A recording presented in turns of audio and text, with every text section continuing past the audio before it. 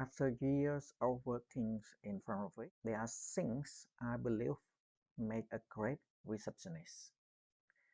So today, I will share you how to be a good hotel receptionist.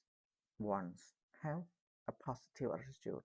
As a receptionist, you are often the first person a guest meets. Your smile, your attitude, and the way you communicate can create the first impression of the entire hotel. Two, listen to your guests. Don't just listen to answers. Listen to understand what guest really needs. Sometimes a guest doesn't only need a solution. They need someone who genuinely listen to them. Three, keep learning. A good receptionist should never stop improving. Learning language, communication skills, hotel systems, local knowledge, and how to handle the different situations. Fourth, take responsibilities. If there is a problem, don't immediately say, that's not my job. Try to find out a solution or find the right person who can help you.